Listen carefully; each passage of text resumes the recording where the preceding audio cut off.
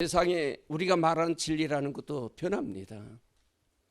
모르던 학문이 생기고 지금까지 주장하는 학문이 변화되고, 그런데 우리의 구세주 예수 그리스도만은 영원토록 변찮은 나의 주님이라는 사실, 이 놀라운 사실 우리 입에서 늘 고백이 되어져야 돼요.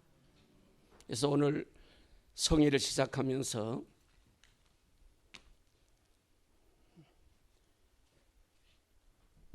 하나님의 진리의 말씀 안에서 여러분들의 마음속에 예수님은 나의 구세주라는 이 고백이 계속해서 더 강하게 마음에 불붙듯 일어날 수 있는 이러한 역사의 놀라운 일들이 진행되기를 간절히 바랍니다.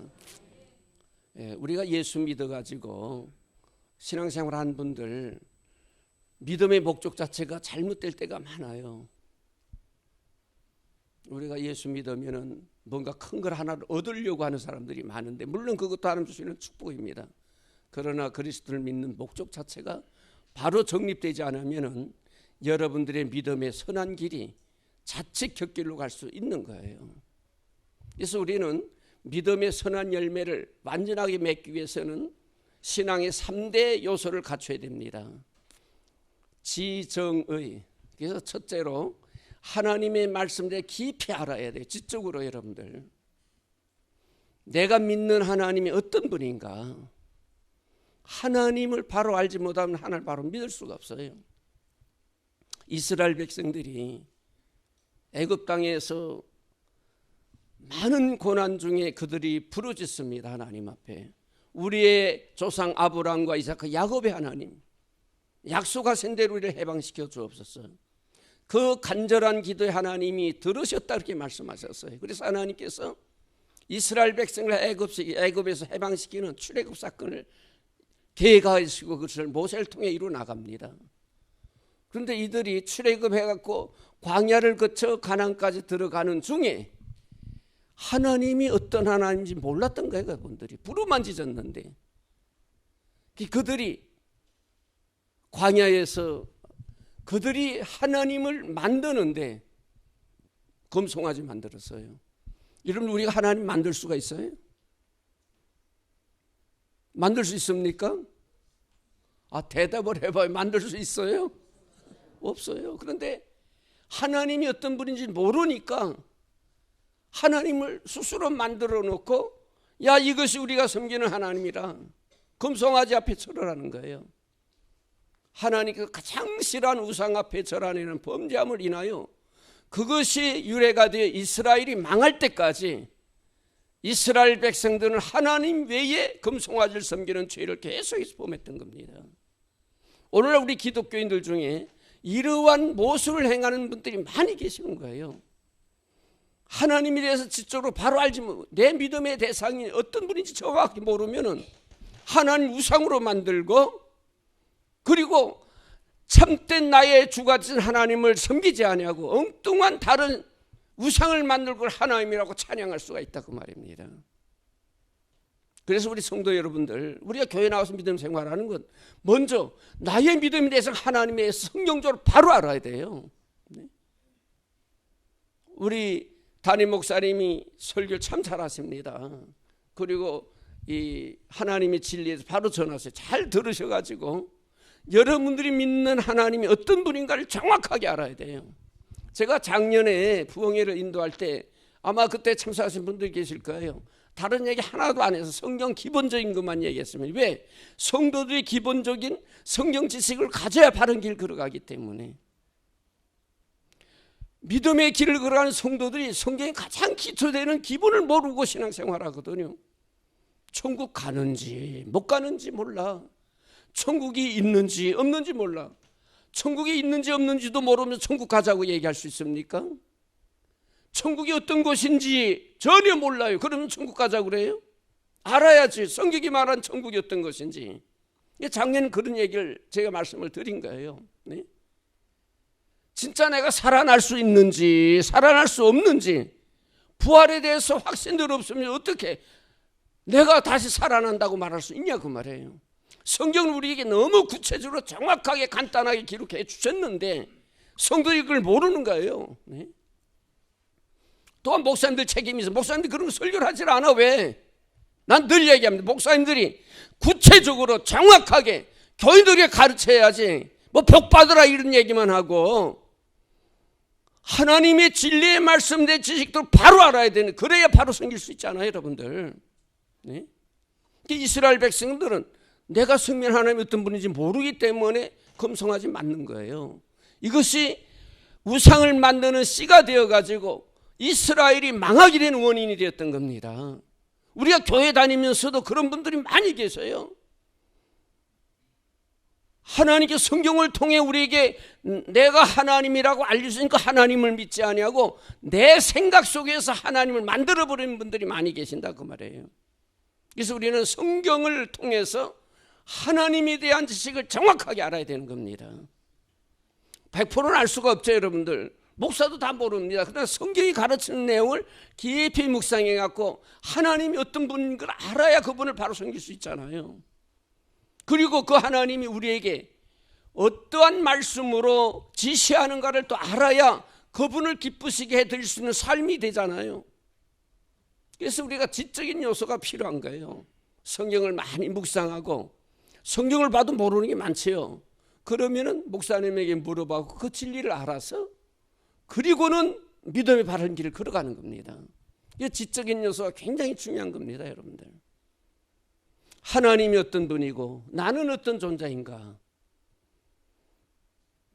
그래갖고 지적으로 우리가 습득하고 공부하고 깨달아 알아야 돼요. 그 다음에 정적인 요소가 있습니다. 우리가 하나님의 은혜를 알았으면 감성이 있어야죠. 기뻐하고 즐거워해야 되는 겁니다. 그리고 그 하나님에 대한 감사와 헌신이 필요한 거예요. 정적인 요소가 없으면 답답하게 보이죠, 신앙생활하는데. 그래서 신앙생활도 열정을 내야 돼요, 정적인 요소를 가지고. 그 다음에 마지막으로 의지적인 요소가 필요합니다.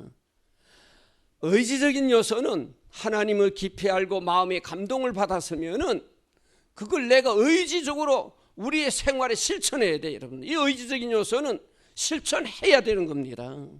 그래 열매가 맺어지지요. 그래서 세 가지 지정의의 열매가 맺어질 때에 성도의 아름다운 신앙의 모습이 삶으로 나타나게 되어지는 겁니다.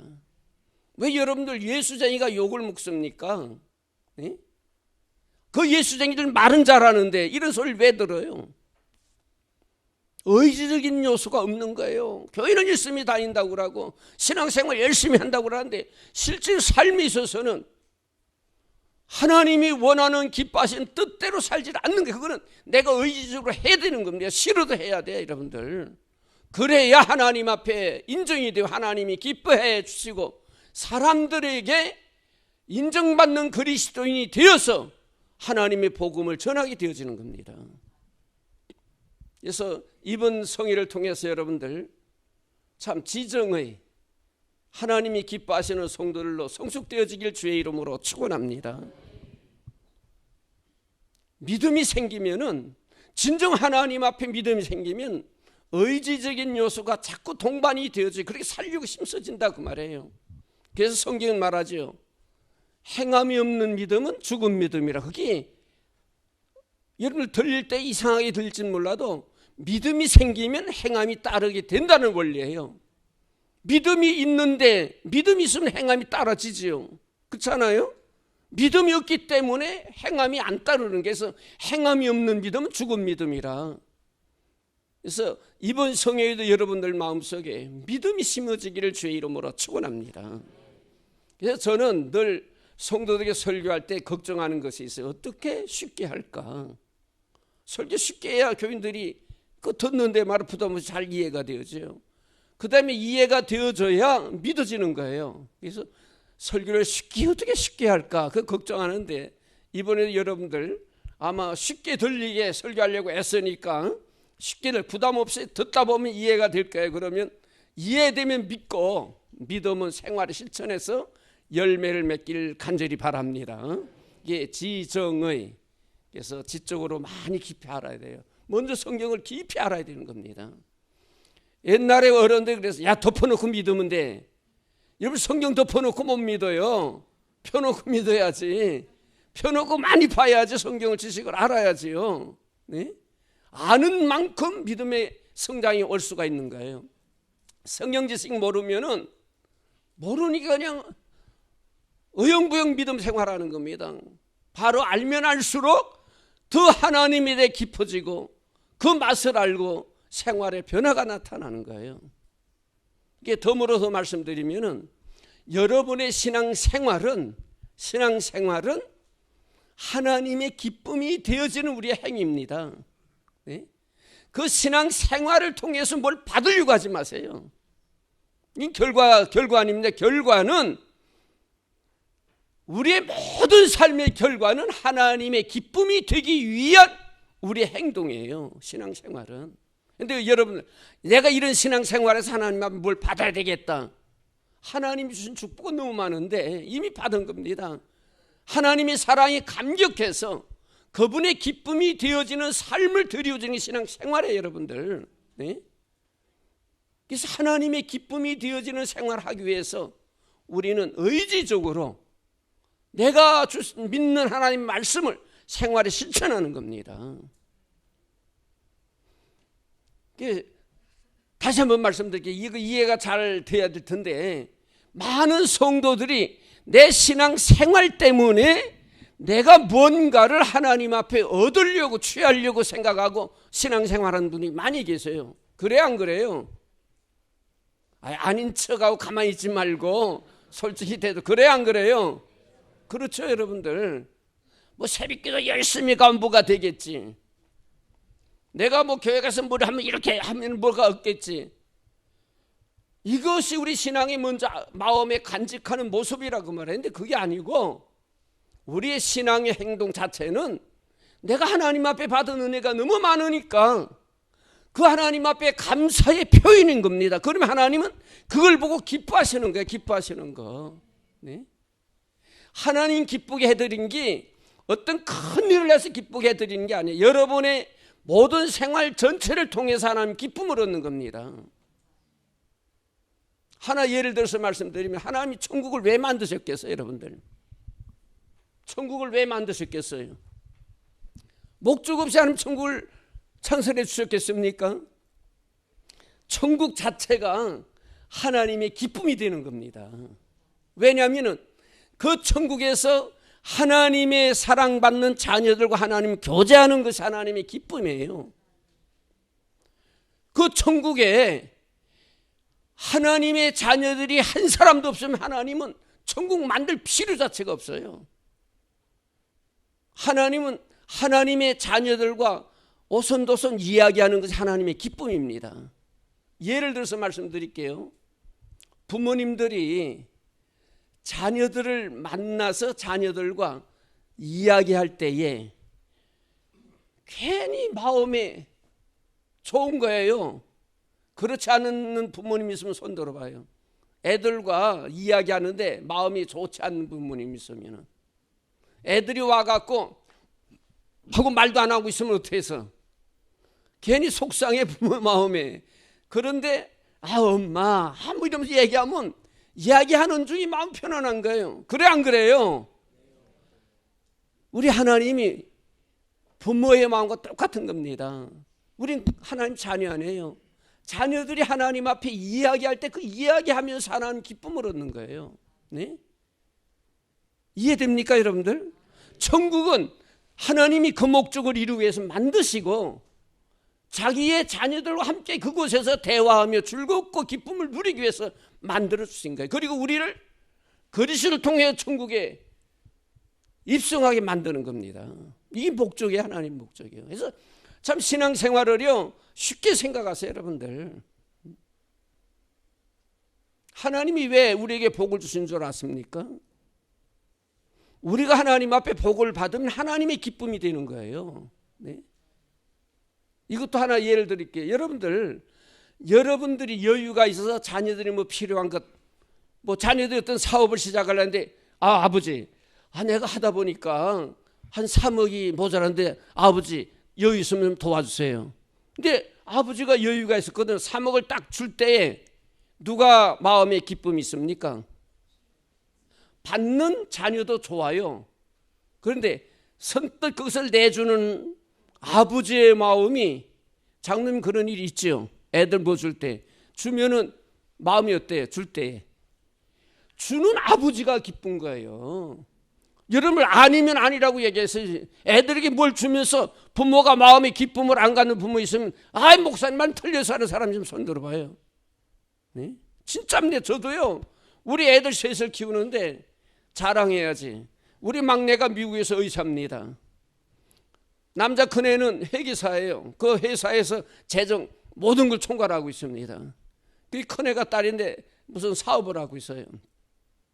미국에 지금은 미국 가서 살지만 전에 이제 미국에 자주 드날을 갈 때에 한 2,000불 3,000불 갖고 가가지고 걔들에게 이제 한 100불 200불 이렇게 주거든요. 그러면 아이 아빠 안 줘도 돼. 다 큰 놈들인데 100불 200불 아버지가 주니까 미안해 하면서도 받거든요. 이놈들이. 근데 그걸 줄 때에 내 마음이 그렇게 좋은 거예요. 그렇게 많은 것도 아닌데. 난 그때 그런 경험을 하고 와서 교회에서 그런 설교를 많이 했습니다. 여러분들 하나님의 마음에 기쁨이 되는 것, 하나님 앞에 우리가 복을 받을 때 하나님 기쁨이 되어진다. 자녀들에게 뭘 줄 때에 주는 부모님의 마음에 기쁨이 있거든요. 그래서 하나님은 늘 우리에게 뭘 주시려고 그래요. 여러분들. 그리고 항상 주십니다. 그러면 기뻐하세요. 그러니까 우리가 신앙생활을 뭐 색다르게 생각하지 말고 여러분의 평범한 생활 속에서 하나님과의 관계를 자꾸 느끼세요. 그래서 이번 성회도 뭐 특별하게 뭐 부흥이라니까 이상한 그게 아닙니다. 하나님 말씀을 통해서 여러분들이 하나님을 더 깊이 알고 내가 하나님과의 관계성, 어떤 관계를 가지고 신앙생활을 해야 되는가를 성경에 기초된 걸 가지고 여러분들에게 말씀드리려고 그래요. 뭐 여러분 뭐 은사론 이런 거 다 할 수 있습니다. 제가 기도원 생활을요 굉장히 오래 했어요. 제가 폐기일학에 걸려가지고 신학교 들어가기 전에 한울산 기도원에서 아실 뭐 이천성 목사님 살아계실 때 그분이 그 경영하는 그 기도원에서 참 오랜 세월을 했어요. 산상 집회에도 많이 참석하고 기도 생활하면서 그때에 제가 영계를 체험했던 사람입니다. 이제 설교하다가 막 그런 간증 나올 수도 있겠지요. 그때 그 경험이 있었기 때문에 전 목회자로서 목회를 할 수 있었던 거예요. 영적 세계를 알기 때문에. 성도들 몇백 명, 1,000명씩 모이는 교회에 각양 모습들이 나타나잖아요. 성도들이요. 네? 그러면 그걸 영적으로 해결해 줘야 되는데 나는 그때 그런 하나님의 은혜를 체험하지 못했을 거예요. 어릴 때부터 신앙적으로 자라서 성경은 많이 아는데 실제 영적인 삶의 모습을 모르면 교인들 지도할 수가 없어요. 그런 것도 있지만은 그보다 더 중요한 것이 하나님 말씀을 통해서 하나님은 바로 알고 내가 어떤 믿음의 자세로 하나님이 어떻게 살아가는가 더 중요하더라 그 말이에요. 그래서 이번 성회도 말씀 위주로 여러분들과 함께 신앙의 시간을 가지려고 합니다. 자, 오늘은 로마서 4장 17절부터 마지막 절 말씀인데 아브라함의 믿음에 대해서 이 말씀을 우리에게 소개해 주세요. 여러분들 하나님의 기쁨이 되는 우리의 행위 중 행위가 어떤 행위일까? 여러분이 무엇을 하여 하나님의 기쁨이 되겠어요? 하나님을 기쁘시게 해드리려면 여러분이 무엇이 있어야 하나님 기쁘게 해드리겠어요? 우리는 그렇게 생각합니다. 내가 이것을 하면 하나님 기쁨이 되겠지. 뭔가를 이렇게 하면 기쁨이 되겠지. 많은 사람들은 내 행위를 초점을 맞춰버려요. 그렇습니까? 안 그렇습니까? 근데 성경은 너의 행위에 대해서는 하나님이 언급을 하질 않아. 한번 성경 찾아보세요. 빨리. 히브리서 11장.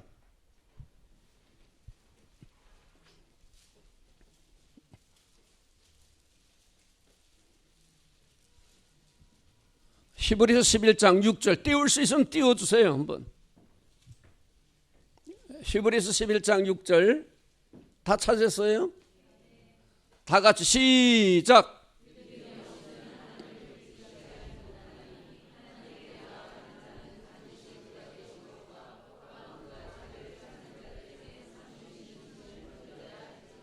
하나님의 기쁨이 되는 일은 단 한 가지로 그렇게 성경이 믿음입니다. 믿음. 따라해서 믿음. 믿음. 믿음. 하나님을 기쁘게 해드리는 가장 기본적인 게 믿음이에요, 여러분들.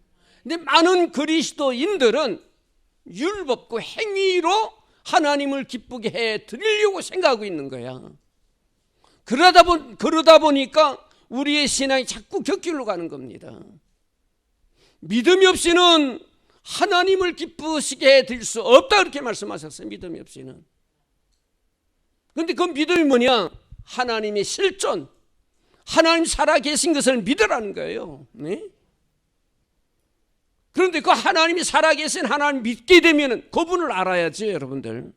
이걸 하나님의 말씀, 성경을 통해서 그 하나님 스스로가 나는 이런 하나님이라고 우리에게 알려준 그 말씀을 깊이 묵상해서 알아야 되는 겁니다.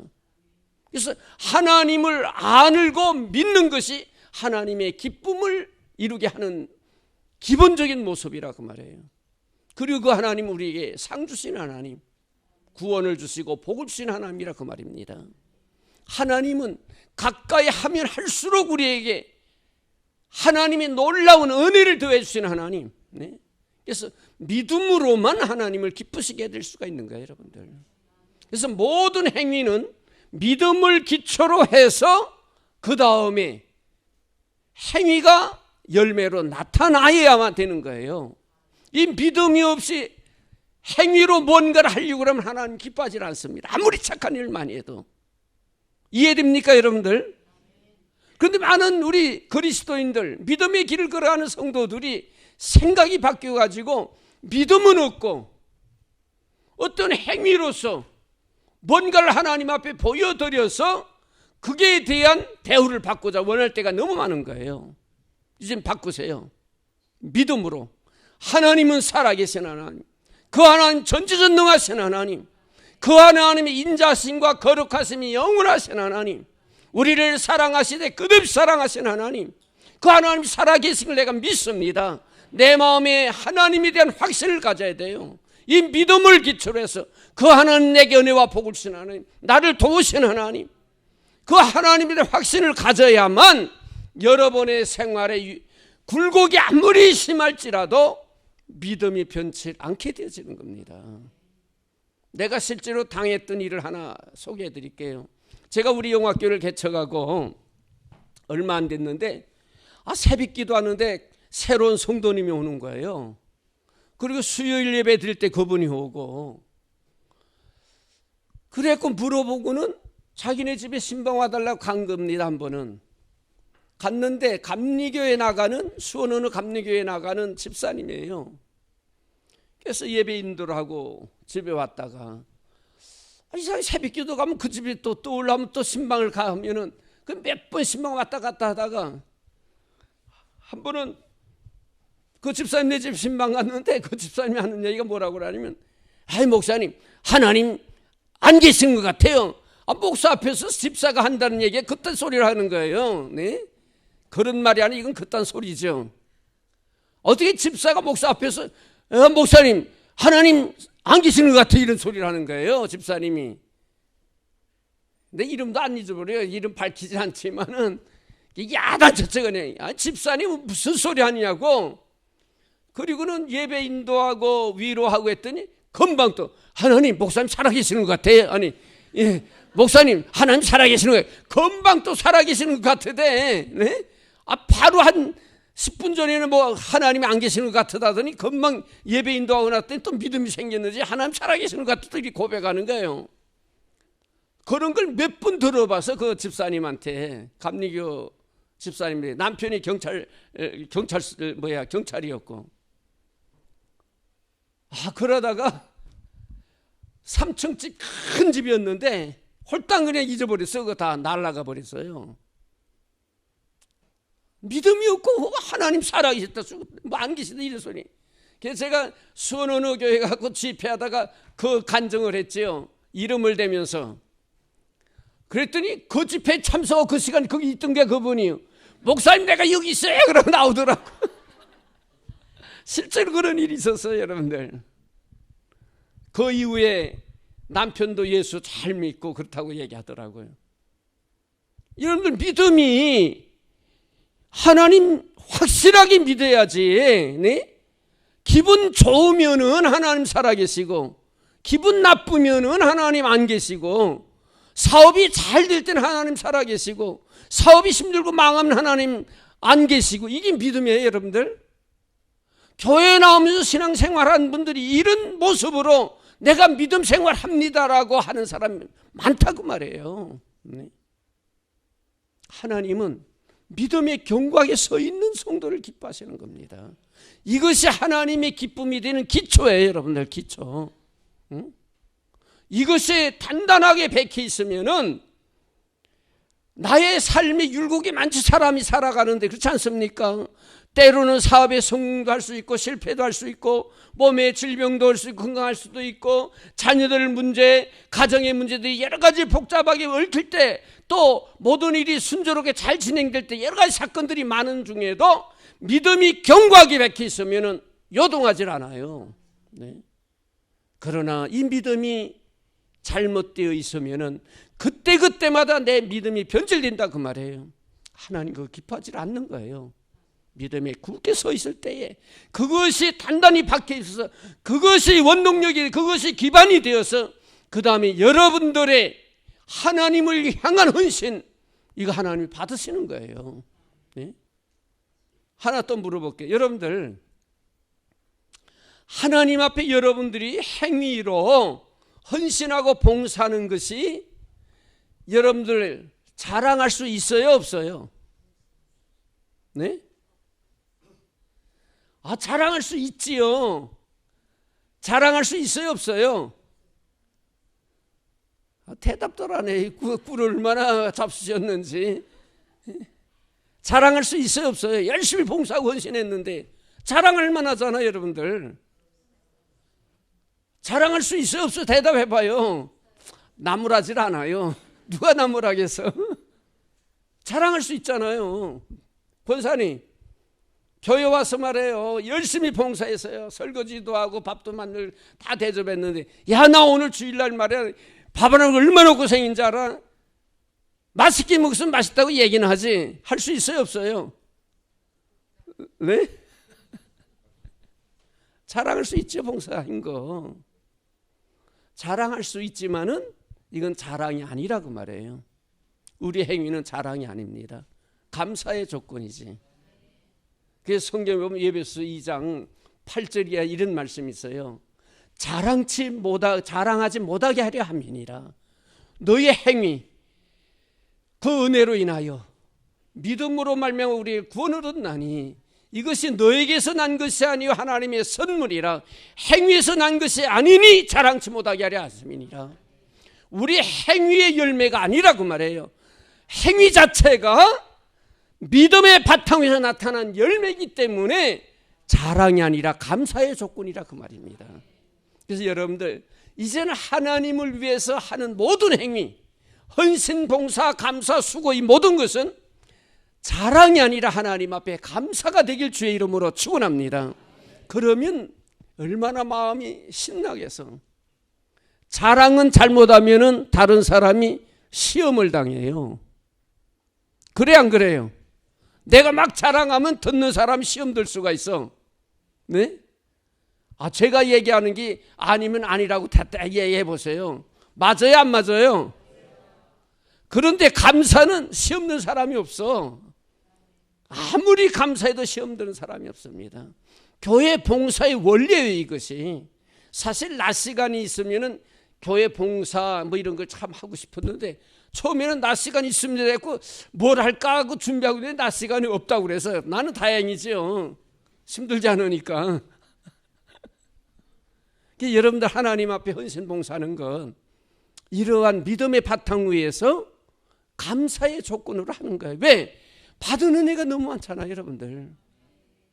작년에 여러분들이 말씀드린 대로 우리가 값없이 하나님의 자녀 되었어요.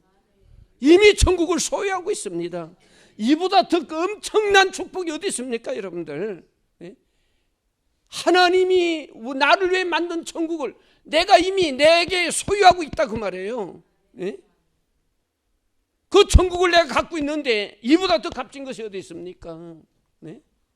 그것을 내게 주시려고 하나님은 자기의 생명까지도 아낌없이 우리에게 사랑을 주셨어요. 이 복음의 진리 원리를 알게 되면은 하나님 앞에 감사한 마음으로 헌신 아니할 수가 없어요. 하지 말라고도 하게 되어지는 거예요.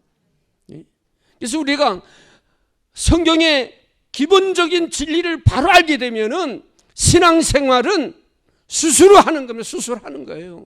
목사님은 가는 길만 지도해 주는 겁니다. 이렇게 하라고 성경과 지도만 해 주는 거예요. 저는 참 감사한 목회를 얼마나 편안하게 했는지. 자랑해야지. 우리 영화학회 한번 가보세요. 얼마나 교인들이 잘하는지. 저는 목회할 때 교인들 보고 뭐 하라고 시키질 않았어요. 근데 잘 하는 거예요. 개미들이 자기 일 찾아도 막 하는 겁니다. 저는 그냥 늘 놀러만 다니고 농땡이만 치고, 그런데도 교회가 성장되어지고 얼마나 재밌게 목회인지 몰라요. 우리 목사님이 늘 부러워하면서, 아니 목사님 그렇게 놀러 다니는데 교회가 성장되어지냐고. 저도 이상할 정도로. 참 하나님 앞에 많은 은혜를 받으면서 목회를 했어요. 근데 지금 가만히 생각해 보면은 교인들은 뭐 하라 하지 말라고 가르친 것이 없어요.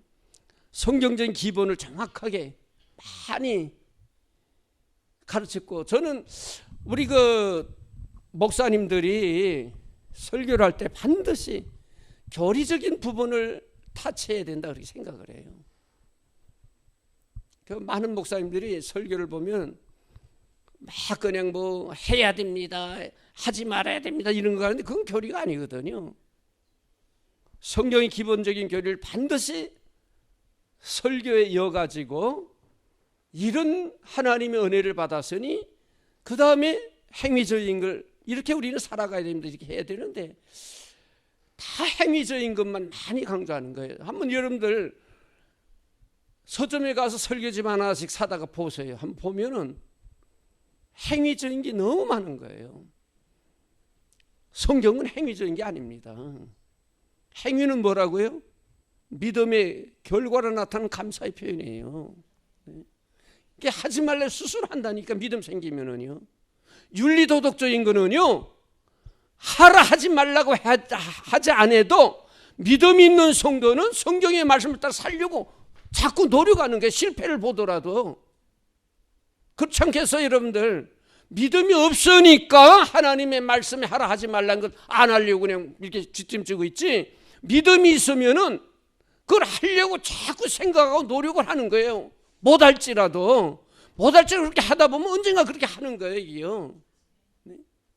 그래서 하나님의 말씀을 하라 하지 말라가 아니고 믿음을 자꾸 강조하는 겁니다. 하나님이 어떤 시편은요 1장 1절부터 다 하나님에 대해서 소개하는 게 시편은. 보세요 시편은요. 네? 다윗이나 시편을 솔로몬의 그 내용들 보면 다 하나님을 하나님이 인자심이 그런 뭐 영원하다 뭐 다 하나님에 대해서 소개하는 겁니다. 성경 전체가 하나님에 대해서 태초에 누굴 얘기? 하나님 그렇게 말하는 거예요. 그 하나님이 어떤 분 천지 만물을 창조하신 하나님, 이게 성경의 시작입니다. 그래서 믿음이 있으면은 행위는 그 하나님의 말씀대로 살려고 자동적으로 움직이게 돼 있는 거예요. 이해되면 아멘하세요. 그런데 교회가 하나님에 대한 믿음을 얘기하지 않고 자꾸 행위를 얘기하거든요. 행위를 자꾸 얘기하면은 점점 드러나는 건 뭐만 드러나냐면 잘못된 모습만 드러나는 거예요. 보이는 게 자꾸 잘못된 것만 보여지는 겁니다. 그럼 교회에 문제가 생겨요. 예? 그래서 행위는 믿음을 기초로 한 감사의 모습이다. 감사의 모습. 그래서 너의 행위는 자랑하지 못하게 하려고 하나님 행위를 우리에게 나타내 주는 거 아니에요. 하나님 기쁘시게 해드리는 것은 뭐라고요? 하나님 기쁘시게 해드리는 뭐라고요? 믿음. 꼭 기억하면 믿음으로 하나님 기쁘시게 해드리는 게 있는데 그 믿음의 내용은 살아계신 하나님 반드시 믿어야 돼요.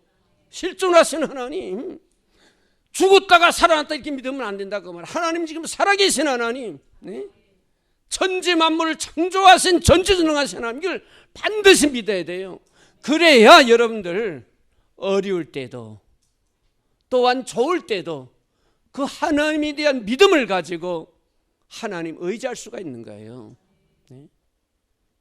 만일 하나님 믿긴 믿는데 전지전능하신 하나로 천지 만물 창조하신 하나님 믿지 않게 되면은 어려운 문제 당할 때 그 하나님 의지할 수가 없어요. 그렇지 않습니까? 그래서 하나님은 자기 자신을 우리에게 알려주실 때 하나님은 우주 만물 창조한 창조주 하나님에게 우리에게 알려주시는 거예요. 그리고 성경은 우리 하나님이 전지전능하신 하나님을 우리에게 알려주시는 겁니다. 못하는 것이 없으신 하나님, 네? 아니 계신 곳 없이 어디나 계신 하나님, 그 하나님을 자기는 우리에게 이렇게 소개해 주시면서 그러기에 너희는 어느 때나 어떤 환경에서 나를 의지하고 믿고 내게 구하라고 말씀하는 거예요. 왜 기도합니까 여러분들? 그 하나님 믿기 때문에 구하는 거 아니에요. 믿지 못하면서 기도하면 무슨 소용이 있어요? 네? 성경 원리를 잘 알아야 여러분 기도하는 것도 할 수가 있고 그러는 겁니다.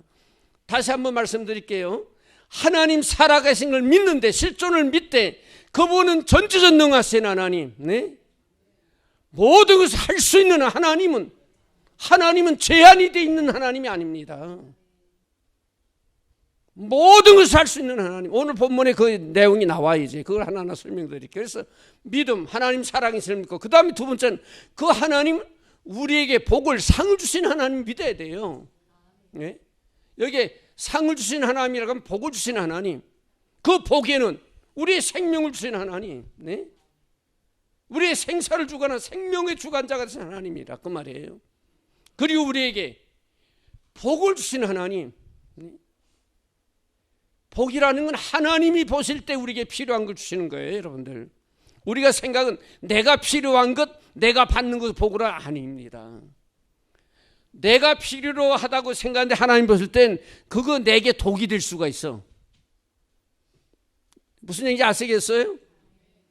하나님 나 급한데 말해 지금 100만 원이 필요해. 100만 원 주세요. 내게 필요한데 하나님 지금 100만 원 주면 요놈이 딱 어떤 엉뚱한 짓 하려느나 그게 안 준다 그 말이에요. 그러니까 내가 필요한 것이 하나님 보실 때 독이 될 수도 있어요. 그래서 복이라는 건 하나님이 나를 보실 때 내게 필요한 것.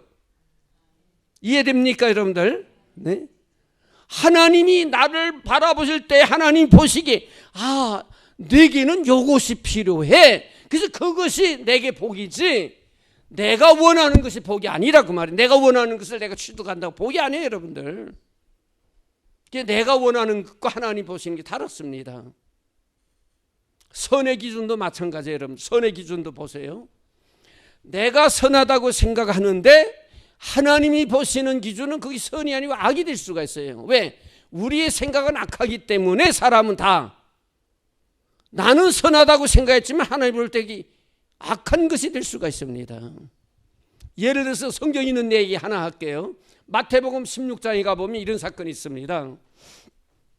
베드로가 예수님하고 대화하는데 예수님이 이런 얘기해요. 얘들아, 나 이제 3일 후에 예루살렘에 올라가서 내가 이제 십자가를 져야 된다. 그랬더니 베드로가 뭐라는 줄 알아요? 앞으로 나오고 선생님 그렇게 하지 말아요. 왜 그렇게 하려고 그럽니까? 왜 십자가를 집니까? 하지 마세요. 만류를 했어요. 베드로의 생각이 악한 거예요? 선한 거예요? 선한 거죠. 다른 분들 왜 얘기 안 해요? 베드로의 그런 예수님이 십자가를 지는 거 만류하는 것이 악한 생각이며 선한 생각입니까? 선한 생각이죠. 예수님이 십자가 고난을 당한다는데 만류하는 건 선한 생각이에요. 그런데 성경에 예수님 뭐라고 그랬어요? 이 사탄아 내 뒤로 물러가라. 너는 나를 넘어뜨리게 하는 자로다. 그래서 하는 얘기가 너는 하나님의 일을 생각하고 사람 일을 생각하는도다. 인간적으로는 굉장히 선한 생각을 가지고 예수님의 고난을 만류했는데 예수님은 이 베드로를 향하여 막 시켜서 야단치는 거예요. 네? 그러면서 하나님의 생각과 사람 생각이 다르다는 겁니다. 우리는 때때로 내 기준에 의해서 선과 악을 판단하니 그렇게 하면 안 된다 그 말이에요. 하나님이 보시는 선과 악이 무엇인지를 알아야 되는데 많은 사람 때때로 자기 기준에서 선한 것을 선하다고 주장하면서 그냥 고집불 때가 많아요. 특별히 교회에서 여러분들 어떤 일을 주장할 때에 그건 내 생각인데 내 생각은 이렇습니다. 그렇게 얘기하면 안 됩니다.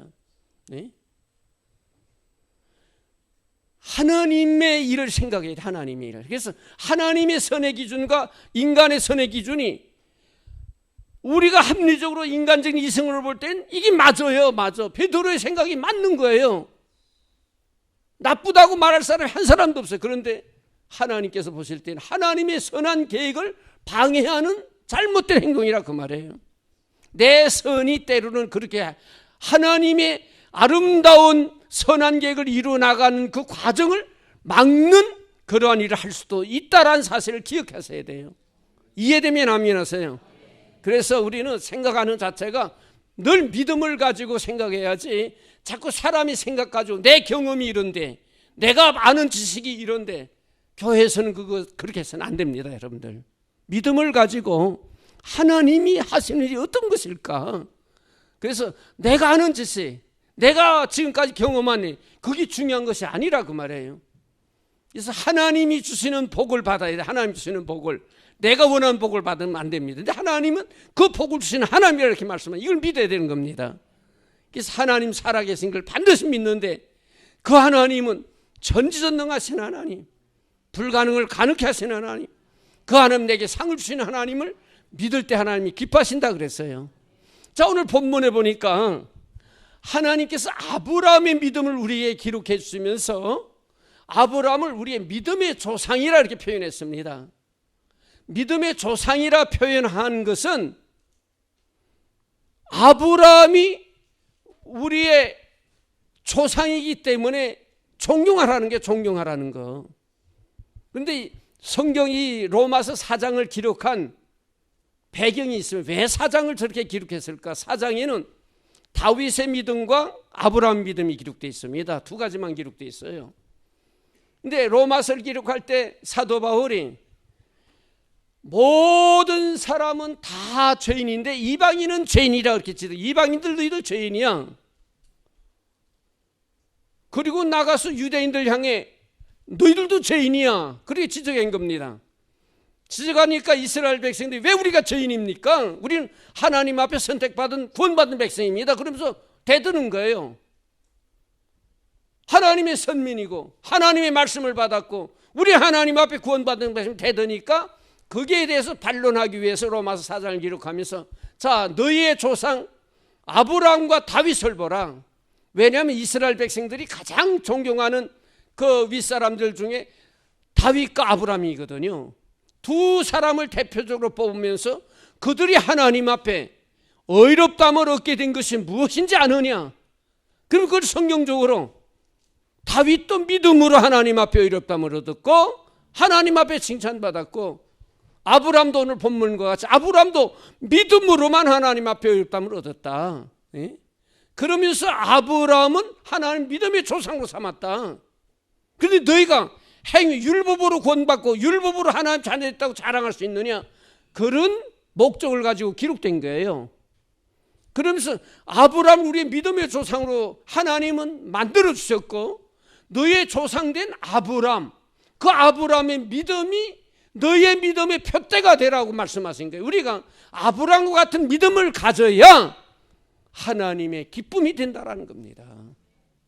그러면서 아브라함 믿음을 우리에게 소개해 주는 거예요. 여러분들. 예? 간단한 겁니다. 내용은. 아브라함이 어떤 믿음을 가졌는가.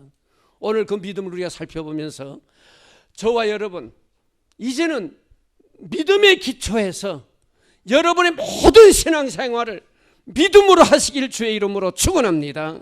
봉사도 믿음으로 해야 돼요. 하나님 앞에 섬기는 모습도 믿음으로 해야 되는 겁니다. 작년에 제가 와서 집회 인도하면서 교회에 나와서 하나님 앞에 여러분 예배를 드리죠. 그때 참석하지 못한 분들도 계실 것 같아서 한번 말씀드릴게요. 하나님 앞에 예배 드리는데 하나님이 받으시는 예배가 어떤 예배라고 그랬어요? 기억나시는 분? 잊어버렸어요? 잊어버렸으면 제가 설교하기 또 부담스럽지 않지. 제가 왜 이번에 부담을 가졌냐면 작년에 설교한 건데 또 하면은 목사님 그 작년에 한 거 또 해요. 그렇게 할까봐 부담스러웠는데 여러분 하나님이 받으시는 예배 다 받질 않습니다. 그걸 예를 제가 가인과 그 다음에 아벨의 제사법을 가지고 비교를 했잖아요. 기억나시는 분 계세요? 뭐 없는가 봐. 그 시간에 그냥 돌았는지. 자, 하나님 앞에 굉장히 중요한 부분이기 때문에 하나님께서 아담에게 이걸 알려주는 겁니다. 하나님이 받으시는 예배가 이런 것이기 때문에 앞으로 모든 인류는 하나님 앞에 예배를 드리는데 하나님이 받으시는 예배를 드려야 된다. 그걸 가르쳐 주신 거예요. 그래서 아담은 자기 두 아들 가인과 아벨에게 예배 드리는 법을 가르치는 겁니다. 그런데 두 아들이 예배를 드리는데 하나님 앞 제사 드린 게 예배니까 제단을 쌓는 거예요. 아벨은 하나님이 원하는 제단을 쌓고 하나님 예배 드리고, 또 누구죠? 네?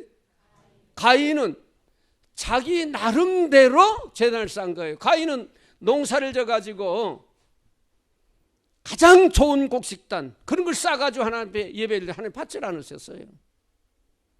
그런 아벨은 하나님 앞에 양을 잡아서 양의 피를 가지고 하나님 예배를 드린 그 예배를 받으셨습니다. 하나님께서 받으신 예배가 뭘까요 그럼? 네? 많은 분들이 피의 제사니까 받으셨다 그래 말씀. 그 틀린 건 아니에요. 근데 그게 정답은 아닙니다. 많은 분들이 그렇게 아는 거예요. 피의 제사를 드렸다. 내용은 피의 제사를 드려요. 왜? 하나님이 그렇게 말씀하셨으니까. 생명은 피에 있기 때문에 생명을 드리는 제사법인데 성경은 이렇게 말합니다. 히브리서 11장 한번 찾으세요. 그 정답이 거기 있어요. 잊어버리지 말고 꼭 기억하세요 여러분들. 네?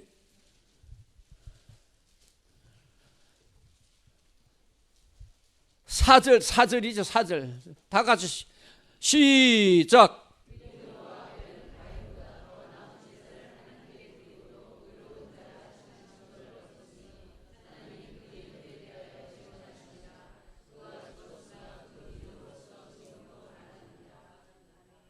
무슨 예배 드렸다고요?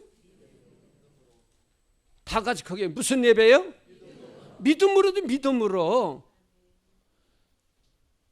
아벨은 가인보다 더 믿음으로 나은 제사를 드렸던 믿음으로. 무슨 믿음이냐? 하나님의 약속에 대해서 믿었던 거예요.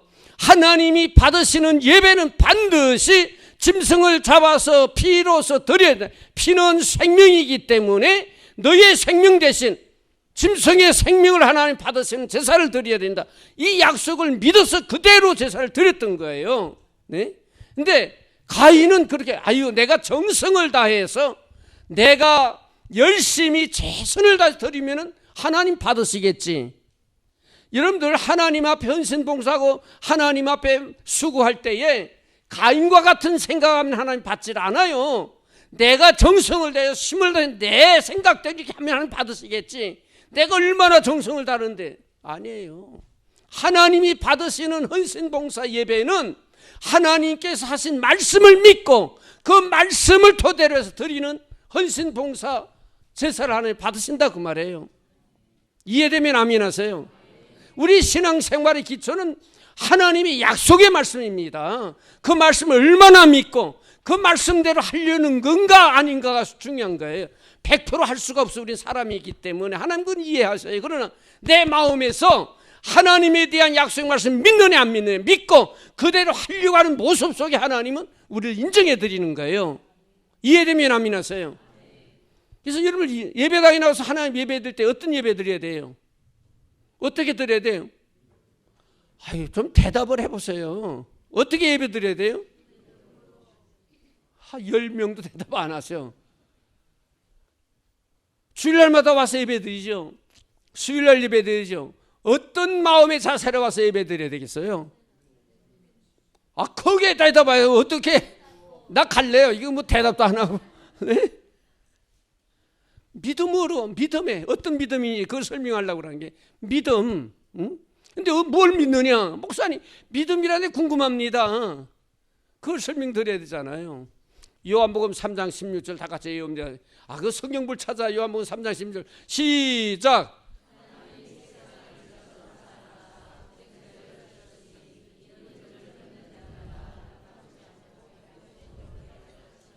하나님이 세상을 이처럼 사랑하사 독생자를 주셨으니 이는 저를 믿는 자마다 멸망치 않고 영생을 얻게 하려 하심이니라. 이 약속의 말씀 믿는 거예요.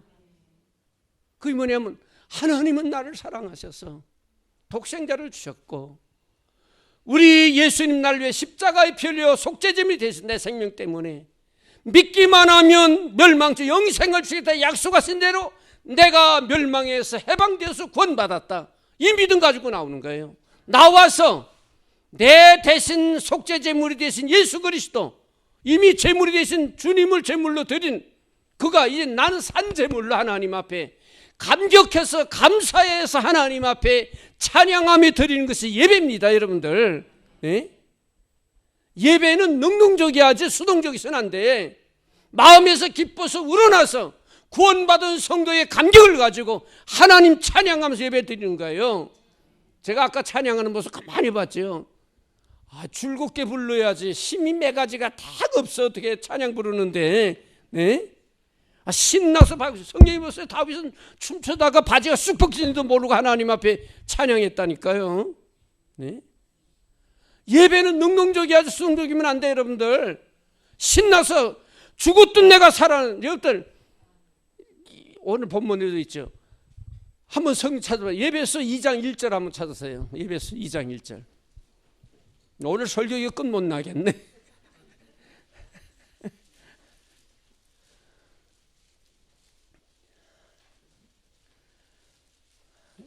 자, 2장 1절 예배서 2장 1절 시작.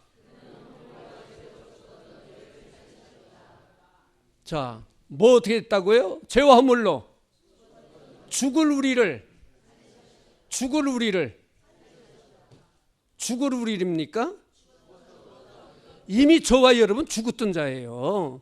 어떤 분들 기도할 때 하나님 아버지 내가 죄로 죽을 나를 살려주실 하나님이 기도하는 분이 죽을 내가 아니야. 이미 죽었던 나, 죄값으로 이미 죽었던 나를 하나님이 살려주셨어요. 살려주셔서 이제 부활에 대한 것도 다시 한번 이제 복습해야 되겠는데 오늘 본문에 보니까 이 다윗 아브라함은 죽었던 자를 살리시는 하나님을 믿었다 그렇게 성경에 기록해 주셨어요. 네?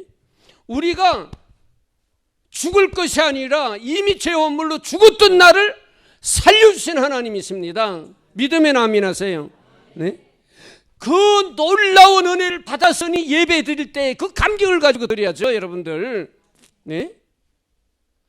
앞으로 내가 죽을지 모르는데 하나님이 살려주실 게 그걸 가지고 예배 드린 게 아니라 죽었던 나를 살리신 하나님, 네?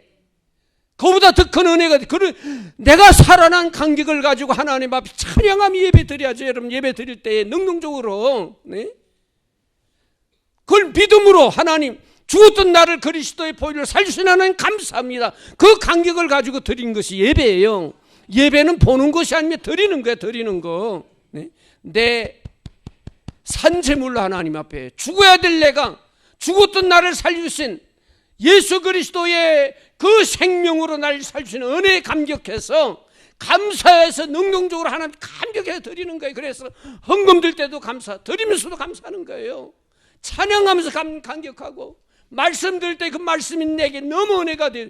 그래야 참 예배가 되어지죠. 네? 그래서 예배 드릴 때는 믿음으로 드리는 겁니다.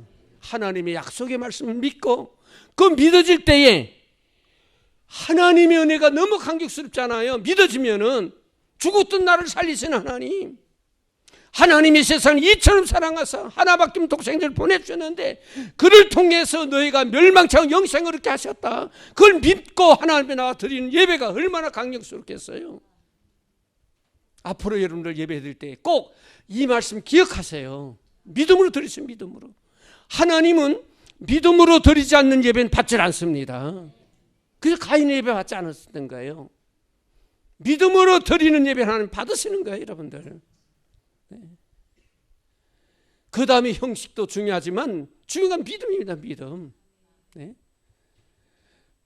자, 이제 본문으로 들어가. 이거 이렇게 얘기하다 보면 본문 생각도 못하고 계속 나가겠어요. 본문 보면은 아브라함의 믿음을 소개하는데 아브라함이 하나님을 믿는데 하나님이 어떤 하나님인가를 속에서요. 죽은 자를 살리시고. 자, 18절 누가 읽어? 18절.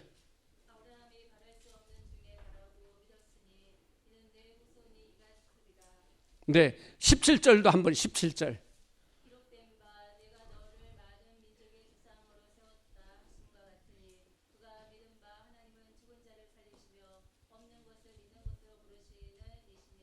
하나님을 어떤 하나님 믿었냐면 죽은 자를 살리시고, 두 번째는 없는 것을 있게 하시는 하나님 믿었다. 이게 아브라함 때에 이미 부활의 하나님 믿었다 그렇게 말씀하는 거예요. 죽은 자를 살리시는 하나님. 네? 여러분들 하나님은 죽은 자를 살리시는 하나님 믿는 분 계시면 손 들어보세요. 자신이 없어. 이 내가 보니까. 하나님은 죽은 자를 살리시는 하나님 믿는 분 계시면 자신 있게 한번 손 들어봐요. 손 내리세요. 지금 한 40%도 안 돼. 그럼 하나님은 죽은 자를 살리실 수 없는 하나님 믿는 분 계시면 손 들어봐. 또 한 사람도 없어요, 여기는. 그런데 믿음은요, 믿음은 하나님께서 우리에게 입으로 시인하고 우리로 입으로 시인해야 구원에 이른다 그랬어요. 마음으로 믿어서 의에 이르지만 입으로 알려줌으로 인해서 구원의 확신을 갖는다는 거예요, 여러분들. 그래서 이런 건 자꾸 표현해요. 하나님, 내 생명 구원하시는 부활의 하나님이다 라고 확신하게 증거할 수 있어야 돼요. 네? 하나님은 죽은 자를 살리세요. 자, 여러분들 한번 물을 답답할 때가 있어요. 여러분들 왜 예수 믿습니까? 왜 예수 믿어요? 네? 구원받으려고. 예수 믿는 목적이 구원받으려고. 구원받는다는 건 뭐예요? 구원받는, 간단하게 말씀드릴게요. 죽었던 내가 살아나는 거예요. 구원받는 게 뭡니까? 죽은 내 생명이 살아나는 거예요, 이게요. 네? 그 말은 뭐예요? 죽은 자가 살아난다 그 말이에요. 역사에 그런 일이 없어요. 아무도 못합니다. 그런데 하나님만이 하시는 일이에요. 이게 하나님만이 하시는 일. 네? 예수 믿는 목적이 하나님의 진노 아래에서 죄로 죽은 내가 살아나는 이 축복을 받기 위해서 예수 믿는 거예요. 네? 그 다음 이 믿음을 통해 내가 살아난 후에 신앙생활은 뭡니까? 신앙생활은 하나님의 기쁨이 되기 위한 나의 행동이에요. 예수 믿는 거하고 신앙생활하고는 다릅니다. 그걸 하나로 우리가 묶어서 얘기할 때가 많은데 달라요. 이해되면 아멘 하세요. 예수 믿는 것 자체는 구원받기, 죽었던 내 생명 살아나기 위해서, 하나님의 축복에 천국 가기 위해서 믿는 거예요. 그 다음에 신앙생활은 구원받은 성도가 행동인데 하나님의 기쁨이 되기 위한 생활의 모습이라 그 말이에요. 이해되세요? 네. 자, 그러면은 죽었던 내가 살아나기 위해서 예수 믿은, 지금 예수 믿는 분들께 예수 나는 믿습니다 하는 분 손 들어보세요. 제가 자꾸 입으로 시인하게 만드는 게 일부러요. 손 들어봐요. 번쩍 들어봐요. 예수 믿는 분들. 네. 손 내리세요. 예수 믿으면은 죽었던 내가 살아나는 거 믿습니까? 다시 살아난 사람 있으면 손 들어봐요. 아니 왜 이거 없어? 살아난 사람 손 내려. 아니 예수 믿으면 죽었던 나를 살리시는 것이 구원이라고 그러는데 예수 믿었어요. 이런 믿는다고 그랬잖아요. 이자요. 믿었으면 죽었던 내가 살아날 거 아니에요. 그런데 살아난 사람 손 들랬더니 몇 명 없어. 아까 예배서 2장 1절 봤잖아요. 죄와 허물로 죽었던 나를 살리셨도다. 살리실 거다가 아니에요. 살리셨도다. 과거의 과거형. 과거에 내가 예수 믿는 그 순간에 죽었던 나를 하나님 살려주셨어요. 요한복음 5장 24절에 이렇게 했습니다. 나를 보내신 이와 나를 믿는 자는 영생을 얻었고 심판에 이르르지 아니하나니 사망에서 생명으로 옮겼느니라.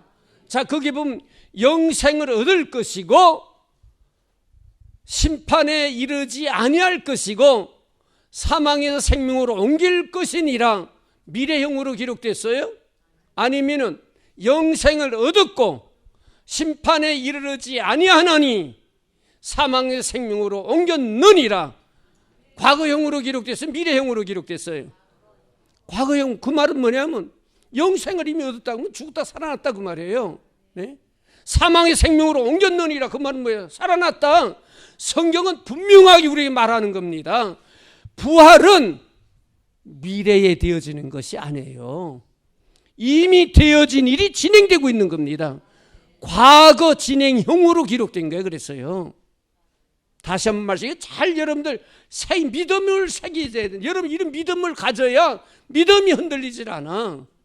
많은 그리스도인들이 부활에 대한, 이자도 내가 자꾸 고백하기 위해 손들라는데 이게 뭔지 모르겠다 못 드는데, 영생을 얻었고라는 건 과거 진행형입니다. 이미 너희는 영생을 얻었다. 그러면 영생이라는 건 뭐예요? 살아나서 하나님의 나라에서 영화를 누리는 걸 영생이라고 말씀하는 거예요. 쉽게 설명드리면은 우리는 지금 하나님의 나라에서 영화를 누리고 있는 삶을 진행하고 있는 겁니다, 여러분들.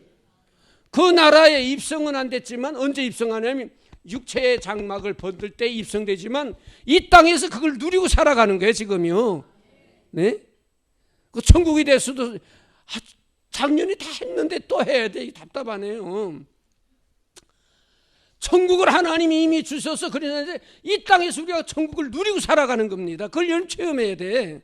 네? 누리고 살아가는데, 내가 부활하다가 또 얘기했지. 금방 뭘 얘기하다 그랬죠? 네? 뭐요? 거기에 제가 못 들어 잘해요. 부활은 여러분들 죽었다가 살아났다 그 말은 이미 우리가 살아난 현재에, 과거에 살아난 현재 진행하고 있다라는 거예요. 네? 천국도 마찬가지. 천국도 미래에 갈 것에 이미 이 땅에서 하나님 주신 것을 내가 누리고 진행하다가 천국에 입성하는 겁니다. 성경이 원래 그래요. 만일 여러분들 앞으로 부활할 것이라고 미래형으로 기록된 불안해서 어떻게 신앙생활에 안 될 수도 있는데, 성경은 에베소서 1장에도 죽었다가 죄와 허물로 죽었던 너희를 살리셨도다 말했잖아요. 요한복음에도 성경은 그런 내용이 너무 정확하게 명확하게 다 기록되어 있습니다. 그래서 우리는 앞으로 부활할 것이 아니라 이미 여러분들이 부활되어서 천국을 향해 계속 진행하고 가고 있는 거예요. 이제 부활은 두 가지입니다. 하나는 영적인 부활. 내가 예수님을 나의 구주로 진정 믿고 신앙 고백할 때 이미 죽었던 내 영혼이 살아나는 거예요. 네? 그리고 두 번째 부활은 육체적인 부활. 이 육체적인 부활은 언젠가 우리가 다 죽어요. 동맥 정맥이 수습되면 죽잖아요. 왜? 이 육체는 죄의 덩어리이기 때문에 우리의 영혼이 온전한 천국에 가기 위해서 이걸 벗어버려야 되는 겁니다. 이 죽음에 대해서도 이제 또 말씀드려야 되겠는데, 이거 벗어버리지 않으면 죄성이 내 안에 계속 있는 거예요. 죄성이. 죄를 가지고는 천국에 갈 수가 없어. 왜? 천국은 죄가 없는 곳이기 때문에 갈 수가 없어요. 그래서 이 육체가 죽었다가 죄 없는 육신, 신령한 몸으로 부활되는 그 부활은 미래적인 사건이에요. 그래서 부활은 두 가지인데, 이미 내 영혼은 그리스도와 함께 부활에 동참하여서 과거, 현재 진행되어지고, 두 번째 부활, 육체적인 부활은 이게 죽었다가 신령한 몸으로 다시 부활되는 미래적인 사건이라 그 말이에요. 이해되면 아멘 하세요. 성경이 그렇게 말하는 겁니다. 목사님들 이 설교를 하나도 안 해, 교회에서. 여러분들 동탄교회 오기 전에 그런 설교 들어보신 분 계시면 손 들어봐. 저기 계시네. 그 목사님 잘하는 겁니다. 설교 잘해 주는 거예요. 그런 거는요. 진짜 교회가 안 합니다. 이걸. 난 너무 그게 답답한 거야, 목사님들이. 네? 가장 기초되고 진짜 중요한 하나님의 말씀들을 외면하고 있거든요. 네? 여러분들 이 집회에 잘 오신 겁니다. 진짜 잘 오신 거예요. 제가 설교 굉장히 잘하는 목사예요. 원고 없이 하는 거 보세요. 제가 36년 동안 영화교회에서 원고 없이 설교한 목사입니다. 진짜예요. 네? 여기 우리 어른 목사님이 은퇴하시고 우리 교회 20년 동안 나오셨어요.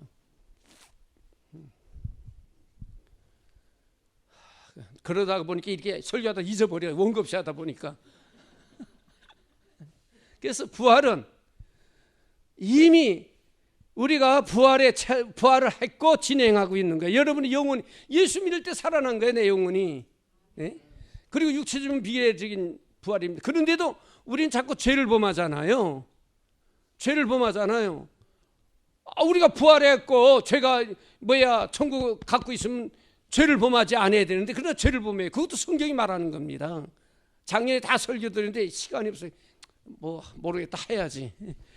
자, 로마서 7장에 보면은요, 사도 바울의 고백이 있어요.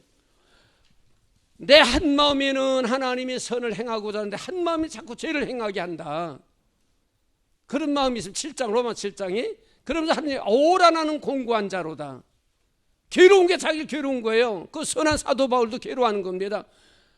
자기 마음의 갈등 때문에 괴로워하는 게 선한 마음이 꽉한 마음이 있어요. 사도 바울이 예수 믿어 구원받았는데도 한쪽이 자꾸 죄를 짓는다 그 말이에요. 그래서 괴로워하는 겁니다. 이것이 인간의 본능의 모습입니다. 왜?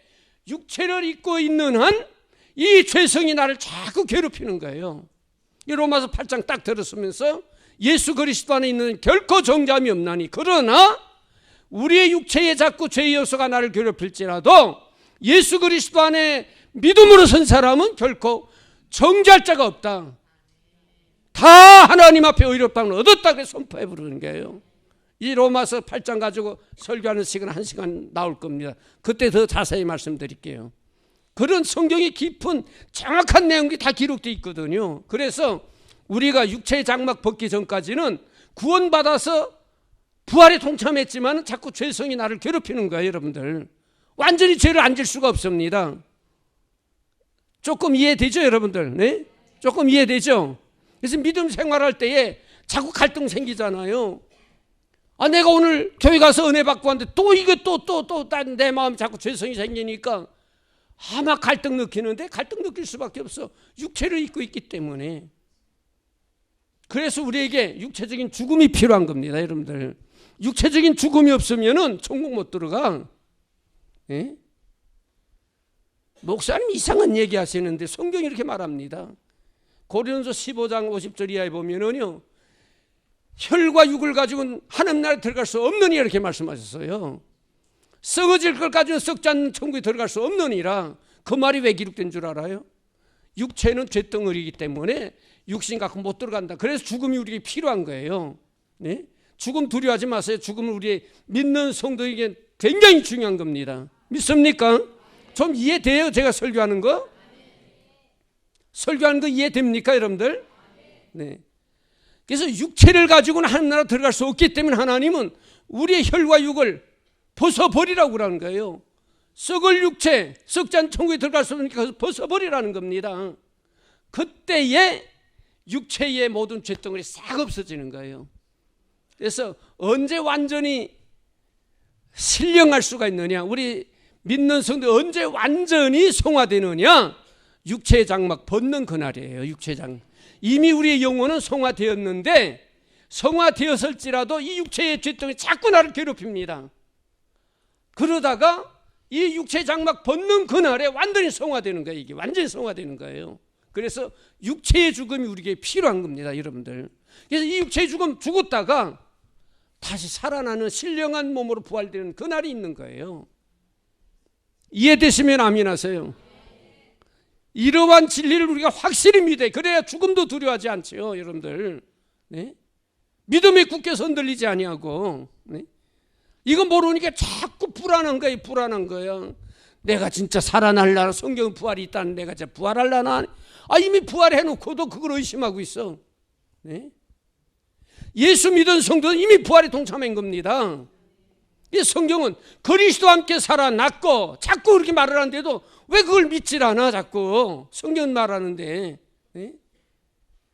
자, 시간이 없기 때문에 해서 아브라함은 구약시대에 이미 하나님은 죽은 자를 살리시는 하나님 믿었던 거예요. 우리 하나님 죽은 자를 살리시는 하나님을 성경은 말하는 겁니다.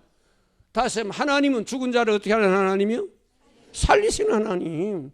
죽어도 걱정하지 마라. 여러분들 권사님들 걱정하지 마라. 네? 보고 죽음이 두렵다고 걱정합니까? 감사합니다. 우리 영감님 지금 100세 바라보고 있어요. 120년 동안 바라보고 계십니다. 네? 육체적으로도 오래 살지만 이미 천국을 소유하고 계세요. 얼마나 재미있게 사신지 몰라요, 영감님은. 사랑하는 우리 성도 여러분들, 죽음 두려워하지 마세요. 이미 여러분 부활에 동참한 겁니다. 미래적인 부활은 육체의 부활에 썩어질 거 벗어버려야 돼. 언젠가 벗어버려야죠. 그래야 신령한 몸으로 변화되는 겁니다. 그래야 천국 들어가. 천국이 어떤 곳이냐? 천국은 이게 또 오늘 다 끝나고 맙시다. 몇 시야? 마쳐야죠. 오늘. 이게 내일 합시다. 이게 뭐 어쩔 수가 없어. 아무래도 이제 2시 반에 시작해서 마쳐야 되겠다. 내일 또. 여러분들 그렇게 아시고 이 하나님의 말씀의 기초를 단단 믿음으로 정리해야 여러분의 신앙이 흔들리면서 바로 신앙생활을 할 수 있는 거예요. 오늘은 이 부활에까지만 얘기합시다. 그래서 우리가 부활에서 의심하지 마시고 이미 우리는 그리스도와 함께 살아난 걸 확신을 가지세요. 믿음에 남인하세요. 앞으로 우리의 부활은 육체적인 부활만 남아있습니다. 육체적인 부활은 이거 썩어진 거 벌써 버려야 돼. 이걸 가지고는 천국 못 들어가요. 아무도 못 들어갑니다. 한번 성령 확신. 고린도 15장 찾아요. 고린도 15장. 제가 얘기하는 게 아니에요. 성경이 얘기하는 겁니다. 요것만 하고 끝낼게요. 뭐 부엉이는 2시간 하는 거예요. 네? 자, 50절, 15장 50절. 고린도서 15장 50절 시작.